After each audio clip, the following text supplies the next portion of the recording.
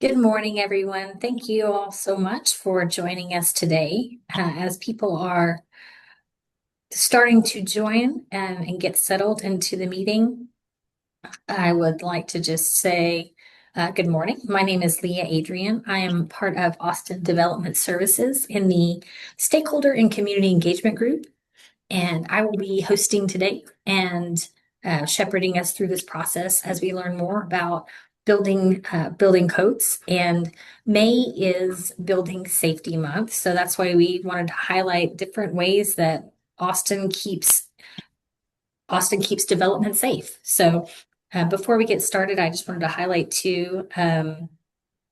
Our info series in general, we have a class in June coming up and about talking about maybe having too much clutter. And we have our resident social worker here in development services talking about hoarding and signs and ways to cope with not getting overwhelmed. So that's an option for June. And then July, we should be talking about short-term rentals. We'll have that class up shortly.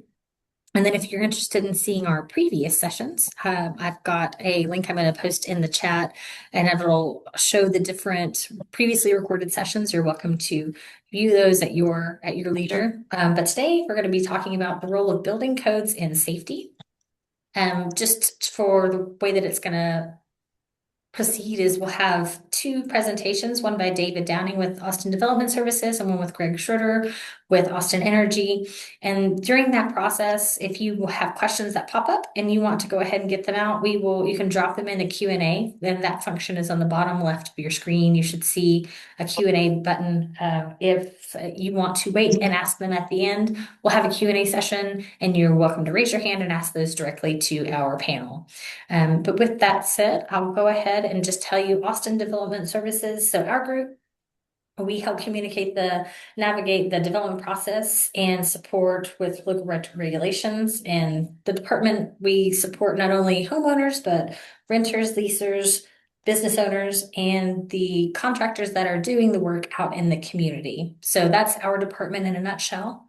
And with that, I will pass it over to David Downing. He is our code supervisor with Austin Development Services. And David, take it away.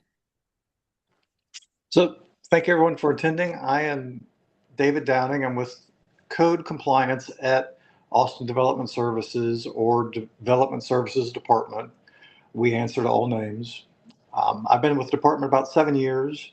So I want to talk about what is code compliance, two definitions for code compliance, what the code is, its focus on safety, and sort of what we do. So code compliance is us. That's myself, my peers, our teams. We make sure properties in Austin are compliant with the code. It's about 120 people. We have 80 field staff across several teams, about 40 administrative and support staff that work on all sorts of administrative tasks, legal escalations, things like that. That's who we are. So there's 6 neighborhood teams, mostly the code officers that interact with the public. It's kind of like a person with a really big paper route, like an old school cop on the beat. An inspector has a neighborhood assignment, most likely several neighborhoods, and they cover that area and all of the code compliance concerns that come up there. So you've got the regular neighborhood teams, which is just your officer in a truck going around doing all the calls that we get. And then there's some special teams too. Regular teams work in the field 7 a.m. to 4 p.m. Some people are on a 4x10 shift. They're in the field till 6 p.m. We have another special team that does extended hours. They work until 8 p.m. through the week, and then they take a Saturday shift all the way till 8 p.m. as well. And then there's licensing teams that do all sorts of special assignments throughout the city. Billboards, hotels, short-term rentals. Everyone knows that's licensed in the city of Austin. They do those annual registrations, follow-up inspections, respond to complaints, all those things. There's another special team that does a lot of heavy lifting. and that's the Repeat Offender Program.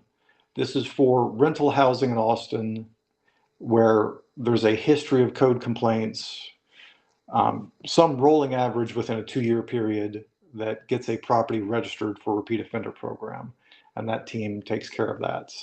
And then even smaller things people don't think of. We register boat docks and keep track of those registrations.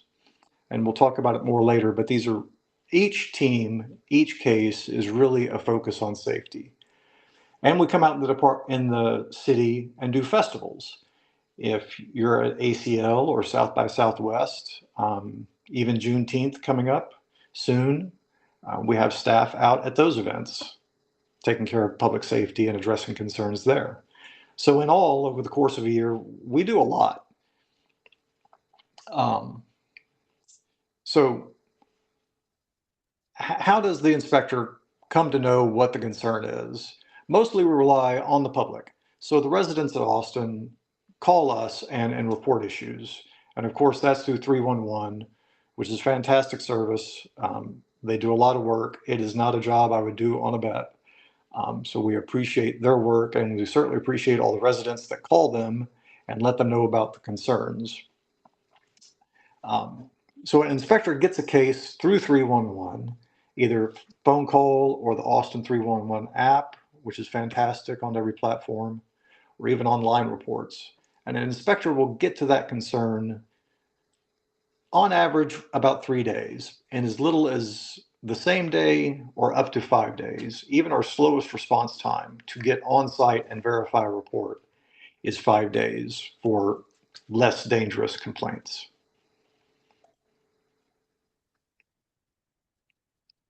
I'll go to the next slide here. So last year, for example, we had 28,000 calls. So that's, the staff of 80 people responding to 28,000 individual complaints. The year-over-year average is anywhere from 24 to 30,000. We did a lot of special work during the pandemic. All those signage protocols, our staff enforced that. And the resident reports in 311 keep our staff busy. The code inspector doesn't typically just patrol the area and look for violations, which is an item that comes up a lot. People say, well, what about this over there? And what about that over there? We don't typically proactively patrol the city for building safety violations. We rely on resident reports and 311 to get us there. So code compliance is more than just us, of course. Code compliance is complying with the code. So that means a property complies with all the codes. So do I know the code? Not really. I'm familiar with the code. It is vast and comprehensive. So every day, at least several times a day, I open the code and read it. So the code is the rules of the city. These are adopted by council and are in fact a law. It's the municipal code, and you can read it online.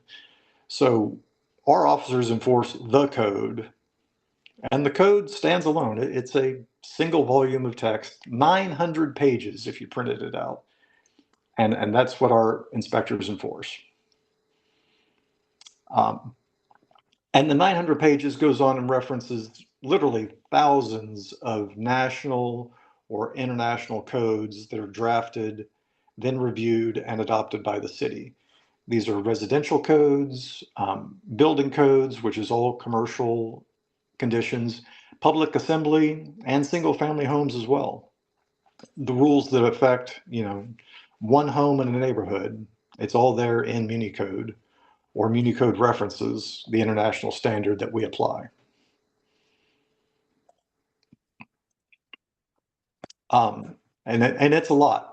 There's a whole staff of people that do nothing but review the code, consider updates, take public input, respond to council concerns. Every member, interacts with these groups, and then the code gets updated and changed year over year.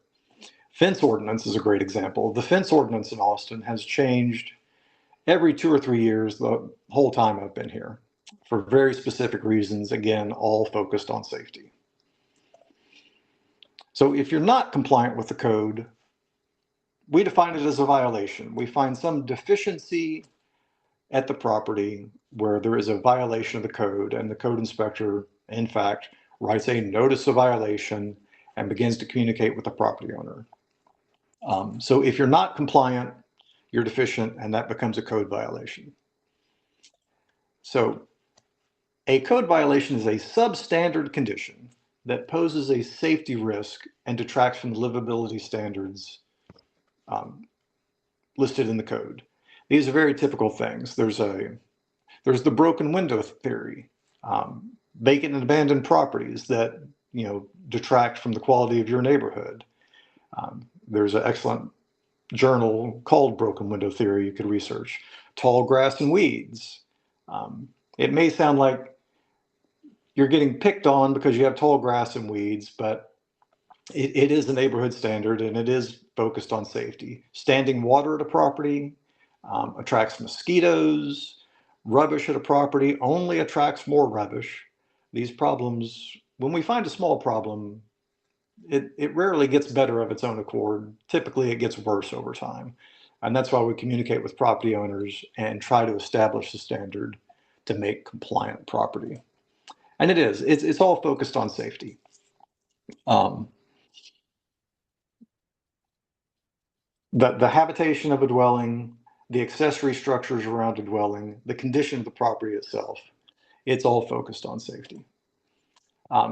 So the most common violation that we cite is duty to maintain. This is from state law, Texas Health and Safety, section 342 point, whichever section we're in. It says no grass or weeds can be taller than 12 inches. You cannot accumulate rubbish. You can't have rodent harborage. You can't have standing water for mosquitoes. So probably the most common citation in our book is duty to maintain property in a sanitary condition. The second most common concern, just as this inspector is pointing out here, is structural maintenance. So this is the maintenance of a property. So a structure's been built in Austin, it's occupied, it's used, and the permit's finished. We consider it compliant, but still, over time, it requires maintenance. And this is what we're citing. It's the International Property Maintenance Code, and it addresses deferred maintenance where some repair is needed to establish a safe condition.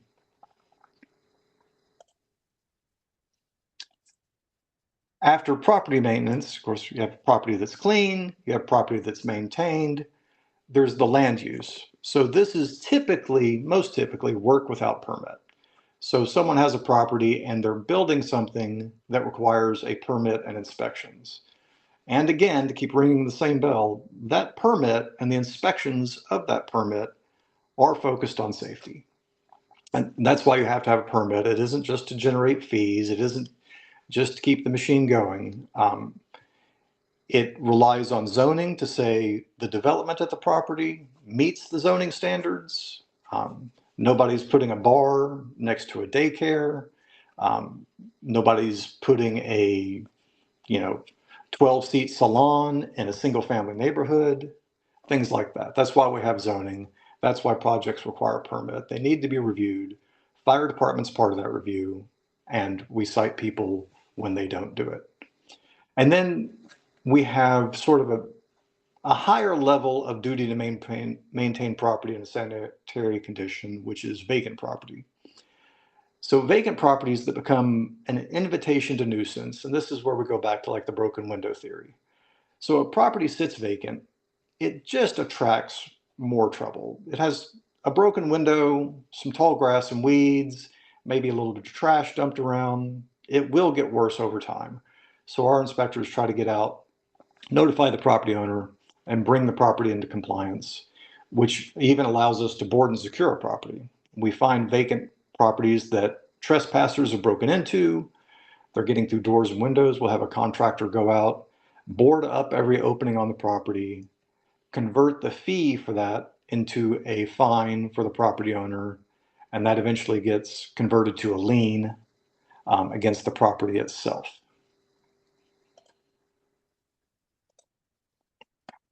And then our specialty teams that we mentioned earlier, they're out in the field, typically with the same toolkit, but maybe a narrower focus on some issue.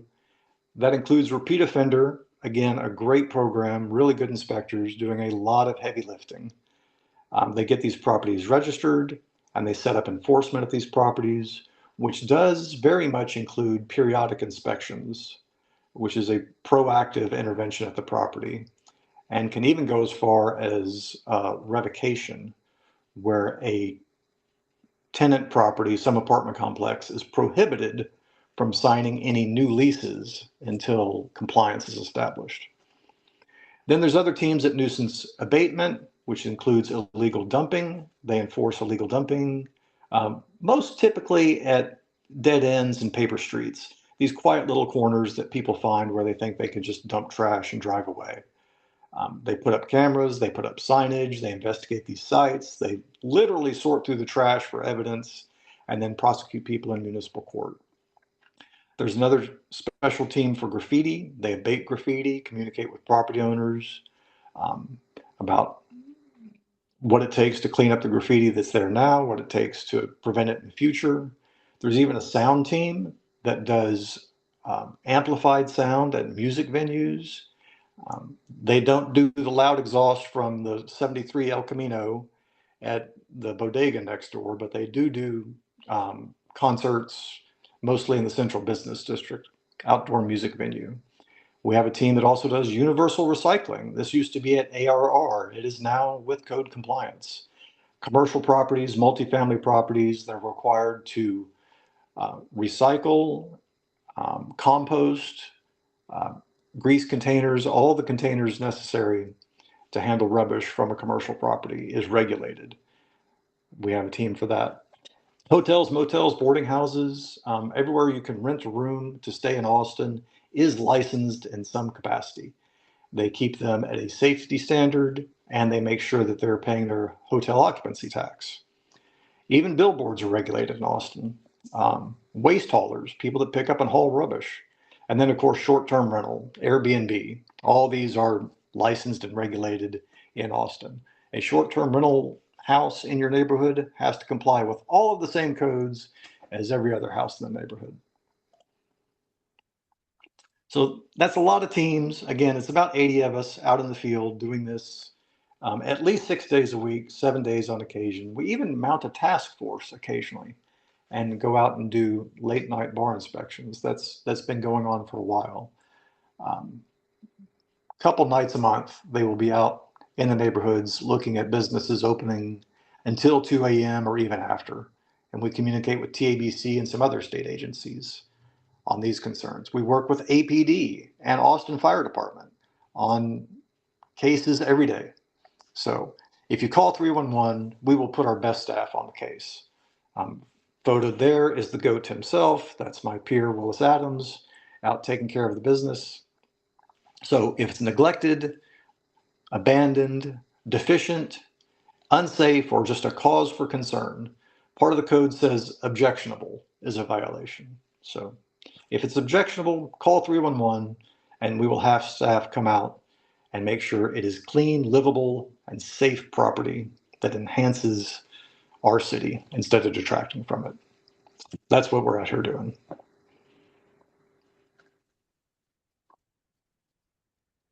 Thank Thank you, y'all. David. Yeah, thank you so much for that overview of your department and what you guys do. It's a lot more than a lot of people think, especially with some of those niche things like sound and small business. So there's for short-term rentals. So always good to see the variety of reach that the city has to continue to keep Austin safe. So thank you so much. And we'll have David here hanging out. So if you have Q&A questions, you're welcome to put those in the chat now, or you can wait until the end and raise your hand. That's also welcome. Coming up next, we have Greg Schroeder. Again, he is with Austin Energy. He is a conservation program specialist with Austin Energy, and he's going to talk about why energy codes matter. And again, thinking about it from not only keeping Austin residents say it's from building perspective, but also keeping our environment safe. So, Greg, welcome. Hi, thanks. Hi, yeah. My name is Greg Schroeder. I'm with Austin Energy Green Building. I've been with the over here for since February of last year.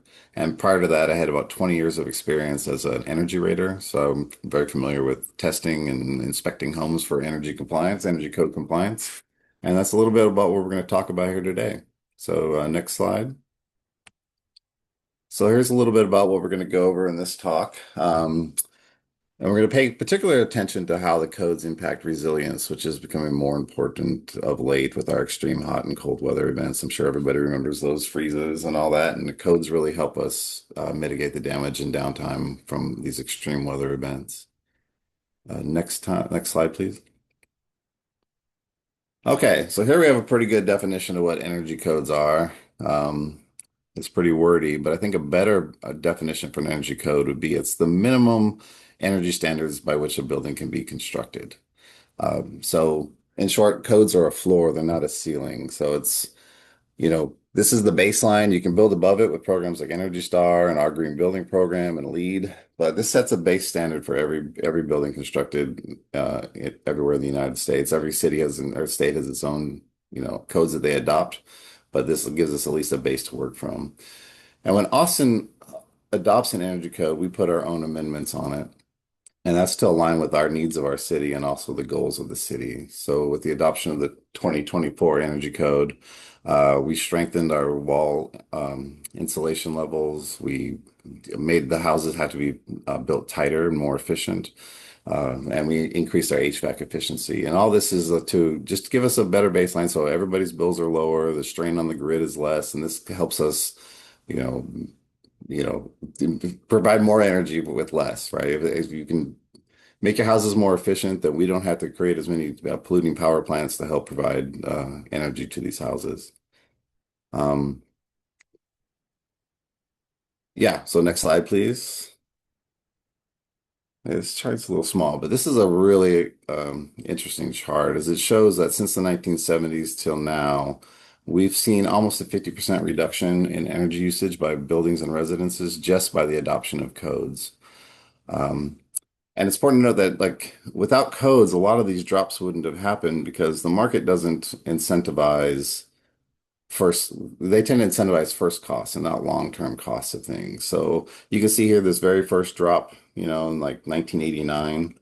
The green line is the commercial code, and that was the adoption of the ASHRAE 90.1, which was the very first building code for commercial buildings. And that's a very sizable drop in energy use. And it was followed a couple of years later by the residential and the model energy code, which is a precursor to our modern energy code.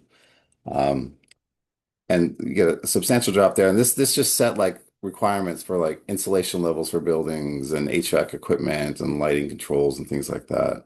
And then we progressed several more years with some, everything plateaus out. And then about 10 years later, we adopt, the 2000, what is it, the 2002, 2003 IECC and the 2004 ASHRAE 90.1, then we see another big drop in energy usage. And what those codes did is they strengthened the energy codes. They gave you multiple compliance paths, so different ways to meet the code, improved the envelope requirements, and gave you more consistent HVAC duct and lighting control expectations. But we see a huge drop just by putting some very moderate measures in place. And then about 10 years later, we see another drop, and this was the big adoption of the 2012 IECC and the 2010 commercial ASHRAE 90.1.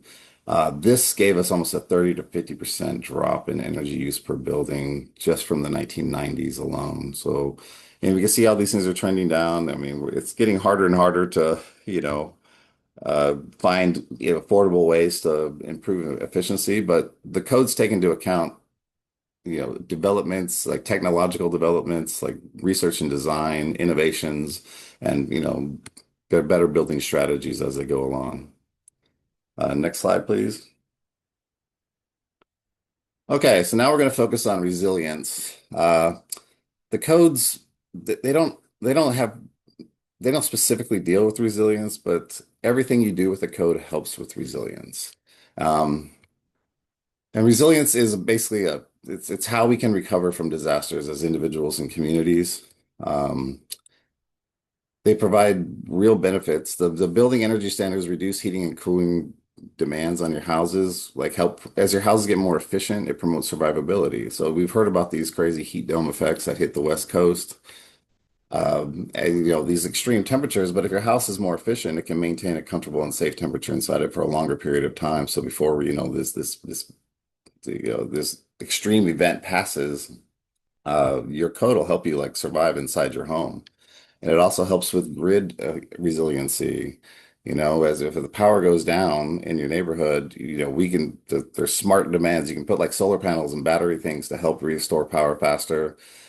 Smart appliances, as the grid's strained because of excess demand, smart appliances that can turn off when they're not needed.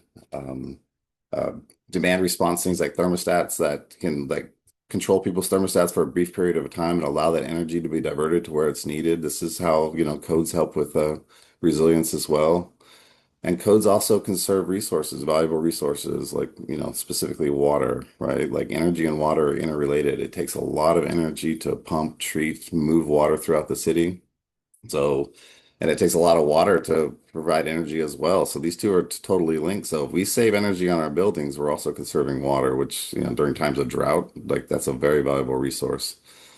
Um, they also offer additional benefits to the occupants and surrounding communities, like measures like, good windows insulation and moisture management can enhance the building's durability. But when you combine that with proper ventilation, it can also reduce the intrusion of outdoor pollutants, like mold and moisture events, like allergens. If there's a wildfire nearby, it can keep those smoke outside. So building an efficient building and bringing in ventilation how you want it is incredibly important for the health of the occupants. And the big thing everybody brings up when you talk about codes is just how much does this cost. So you can see on the chart on the right, there's a lot of money generated by energy codes. There's a lot of jobs that are provided.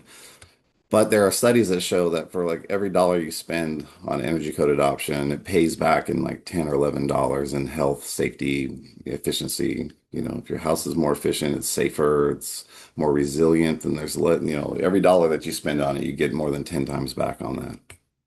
Next slide, please. So we touched briefly on health. Um, the relationship between energy and health is it's not obvious at first thought, but to provide energy, a lot of it comes from, polluting sources. So energy, unless you're getting it from, wind or solar, you're creating a pollutant that impacts air quality, which negatively impacts your health. So as we improve efficiency, we're also creating health benefits for people.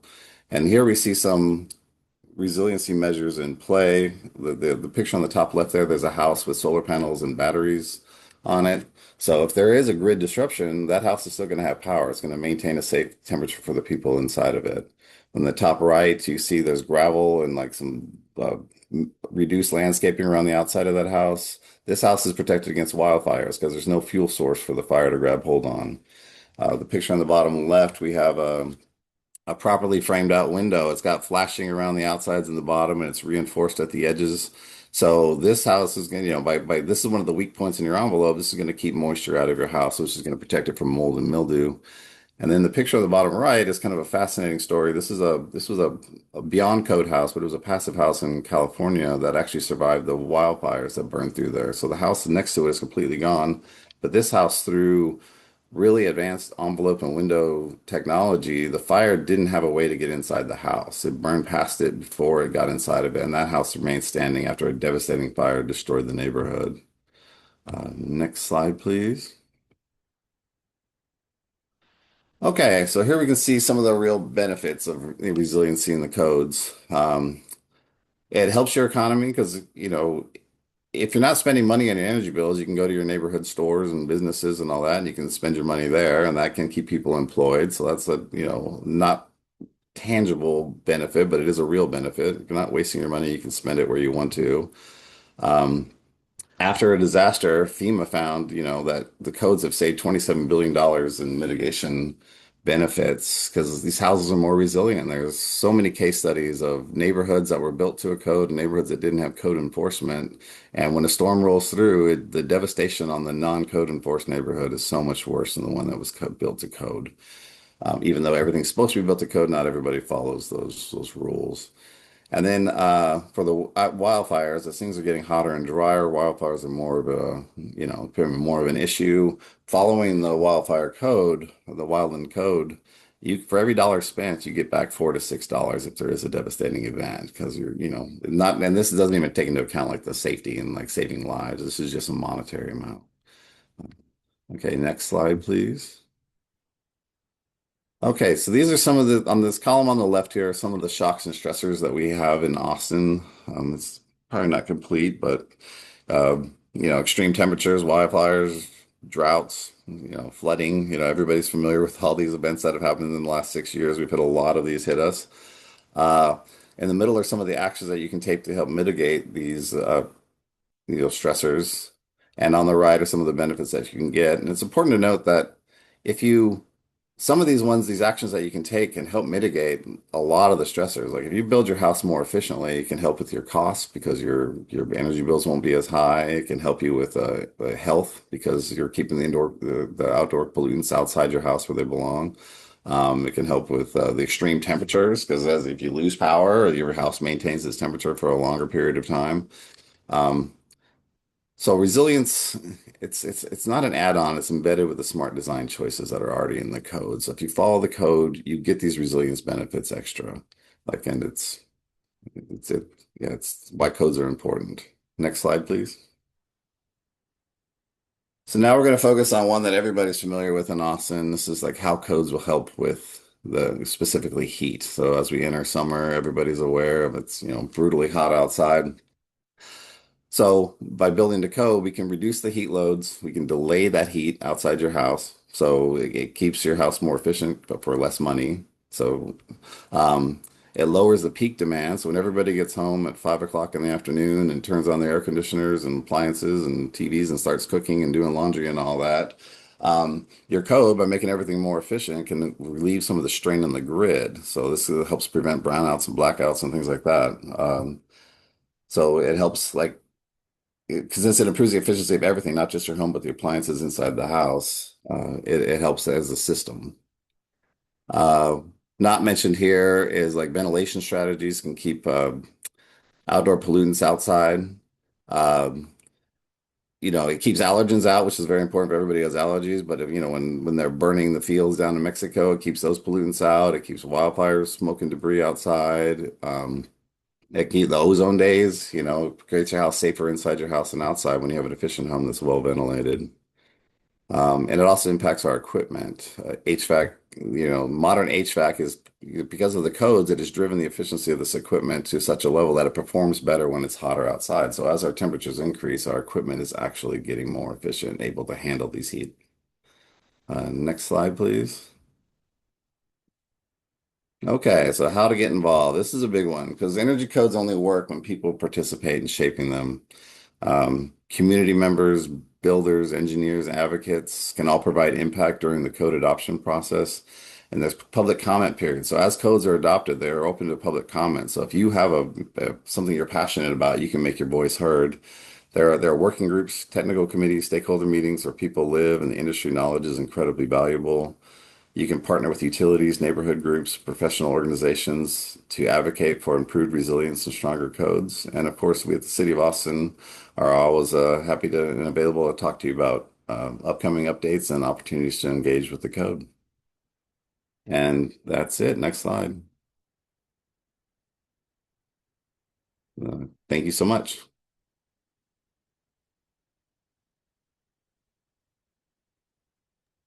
Okay, thank you again. Thank you, Greg. I appreciate it. Thank you for sharing that information about Austin Energy and codes in general and giving us some things to think about, especially as if we have any future remodeling projects and ways to increase our energy efficiency and the long-term impact. So we are at the Q&A part. We have plenty of time. If you have any questions, you are welcome to drop those in the Q&A box, or if you have anything that you'd like to ask. We also have Patricia she's part of our panel as well to help answer questions with Austin Energy. And so yeah, we have time if you want to raise your hand or put them in the chat. In the meantime, We also have, while we're waiting to see if anybody has any kind of questions they'd like to ask the panel, there's the QR code on the left is uh, just a survey to see how we did for this specific engagement. If you have any feedback for us, we'd love to hear it. We always try to make these better for our people that attend. And then if you'd like to look at the other information sessions that we have, that's the other code on the right, and go ahead and you can scan those and it'll take you directly to those web pages, or you can put that information into your search bar. Let everybody know again that this will be online. We'll have it, should be loaded up. It usually takes about a week to have everything loaded online, but you can look at those on our public meeting webpage. And you can also join us we have our building connections email that goes out once a month. It is it's more geared towards development, but you can just see any kind of code changes that are coming up. We also have all of the social medias, all of the things you can find there, or go to our website, and that's the easiest way to find all the information.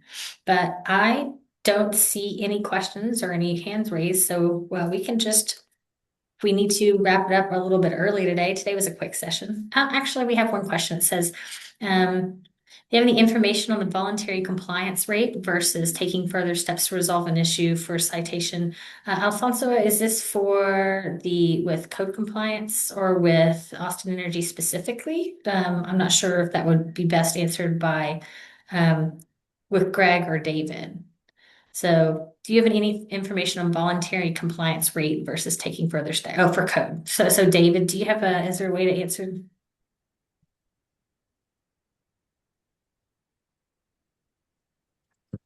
I don't have the hard statistic with me, but I can verify that voluntary compliance is the majority of cases we have. So of the 28,000 cases we did last year, less than half were even issued a notice of violation. Now, at every single one of them, the code officer made it to the site, verified the conditions, and probably talked to someone. It's as often as not that a homeowner will say, hey, I'll get the grass cut this weekend. And the inspector works with that person to resolve the issue without a violation, without escalation. And voluntary compliance is the majority of our cases. And it's part of the reason why we have geographically assigned inspectors. We want them to be familiar with the neighborhood, to know the neighbors, neighbors to know them, and to have consistency over time. So, it's always, safety's job number one. The second most common word at code is consistency. Our teams meet with each other. We try to be very consistent with the way we handle these cases with the public. One property to the next, it's the same message over and over. And more often than not, we do get voluntary compliance.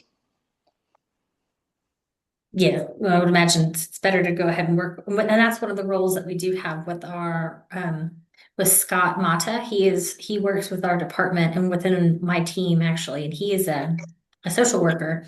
And if we have cases that are more sensitive, then we try to address that as a more holistic thing. So if we have a customer who is elderly or perhaps has mental health issues and is having a difficult time addressing, and that's what he's going to talk about next month, is if we have somebody that has mental health issues or maybe perhaps problems and has with hoarding, which is a very complex and complicated topic, Scott's available to come out and help to really mitigate that and get the homeowner into compliance, because that ultimately is better for the community and better for the person. So just to kind of echo in on that. Yeah, Scott's fantastic. We've worked with him on a dozen cases. It's Oh fantastic. yeah, yeah, Some cases do yeah. have So other conditions to consider. And we do. sure. Yeah, exactly. And because ultimately the main goal is to make the environment safe for not only the resident that's living there, but also neighbors and the community in general. So that's the ultimate goal. How we get there, there's different ways, but try to be empathetic with that as well and consistent, like David said. Well, I don't see any other questions. I thank everybody who is here today. If you do have any other questions, you can always send us an email to our DSD Communications email address. And again, I look forward to seeing everybody in the future. Thank you so much for the panel as well. Thank you all.